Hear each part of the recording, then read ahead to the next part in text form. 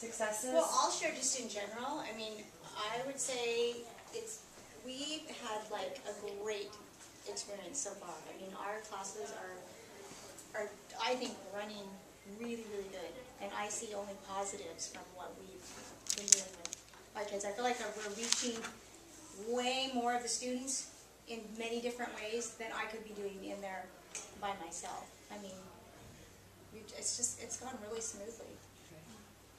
And we've, I think, had a similar experience. For us, our results were tangible. We had like 66% proficient on a benchmark, and we had a class that has had 0% proficient on benchmarks almost all year, have 45% proficient on a benchmark. I don't know if that's because we were so conscientious about exactly what we were teaching and how that tied to the benchmark and how that tied to exactly what we're doing in class, but I mean, I don't think it can be a fluke necessarily that, you know, we've got two teachers, we're planning really intensely together, and then the kids all of a sudden score proficient. I just really think our instruction's been solid, and thinking through what we're doing every day, me thinking through with Megan and also Rich, has been just great. Because I would do all that work in my head before, or on paper, and get really messy, but to have other brains involved in that sort of planning process, which is unusual for a student-teacher relation. You know, usually I'd be like, chapter 4 is what we normally do, figure it out on your own. But that's not what we're doing, so I think it's really, really excellent.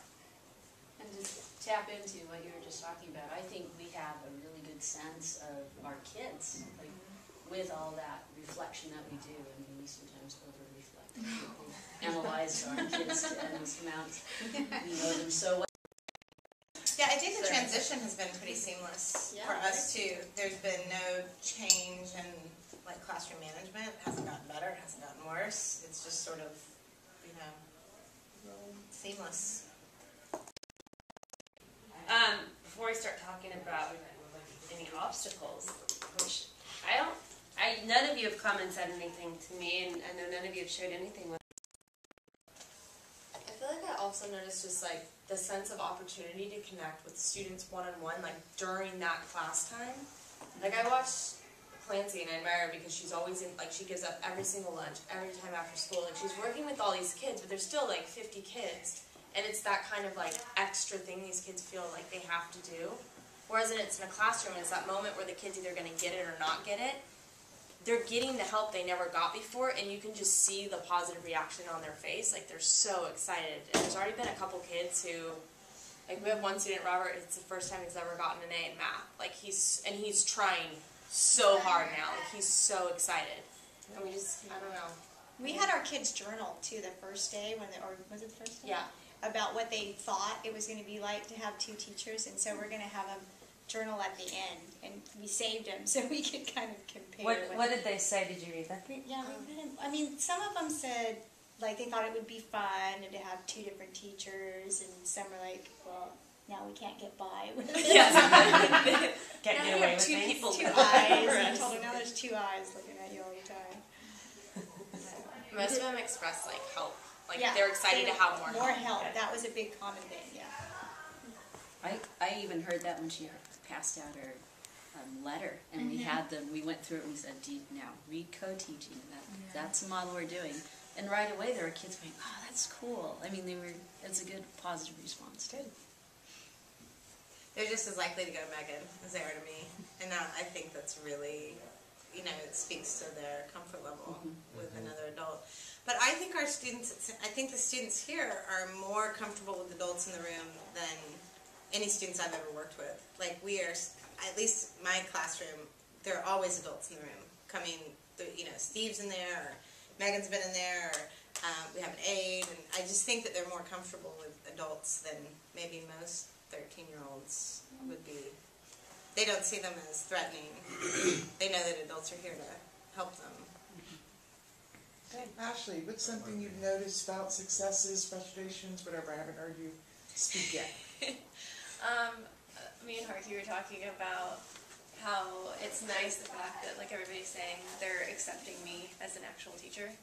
I'm not just kind of like a helper, which has been really nice. And like you said, they're they're just as likely to go to me now, especially in 5th period, as they are to Hardkey, and ask me questions, which makes me feel good, and it makes me connect with them more, and vice versa. So I think it's all good so far. I'm liking it.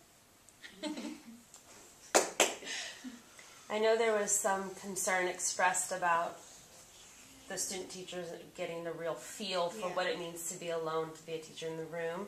Have you guys given them the opportunity to be alone in the room?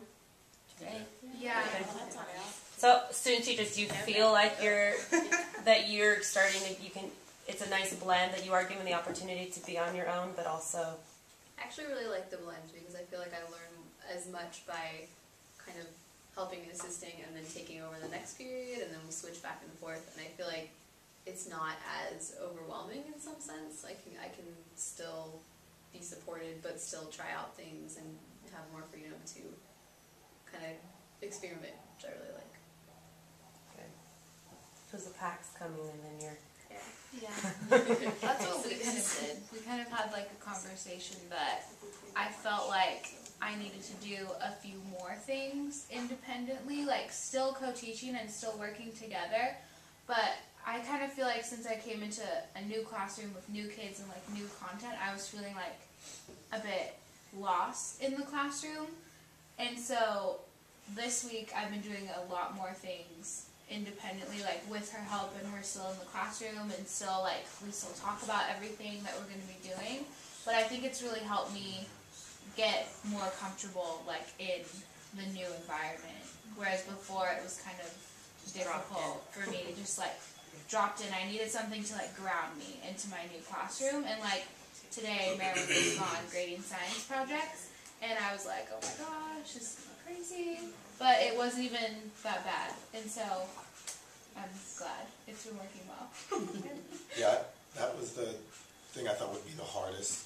Like when you're cooperating teachers, it's always hard to give up a class in the old way, like to just say, okay, someone else is going to teach it, because you never think it's done as well as you could have done it yourself. But then I think the first week, I thought I was too dominant of a presence in the classroom. I already have that personality anyway. So I thought I was stepping on toes, so I kind of backed off. And she took it all in stride, so they actually go to her much more than they come to me. I'll usually stand outside in the hallway and just listen to what's going on.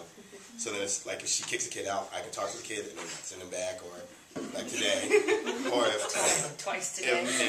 Well, I'm just out in the hallway talking to a kid, and then she'll come out and I've already talked to him, and then she'll talk to him. Or if she's in the room and something's going on, and I'll kind of poke my head, and if I see something, I'll just call a kid, or I'll bounce around from group to group, or bounce around from kid to kid, or kind of guide a little bit, or I'll collect the papers for us. So I assist more than anything, but we often play off of one another while we're teaching. Like, I think I told you that it used to be if the student teacher had a problem, they'd whisper to you behind your desk, wait, what about this? And you'd whisper back, and then they would tell the group. But now we don't hesitate to ask each other questions. Like, she'll say, hey, Mr. Butler, tell them this story real quick about this.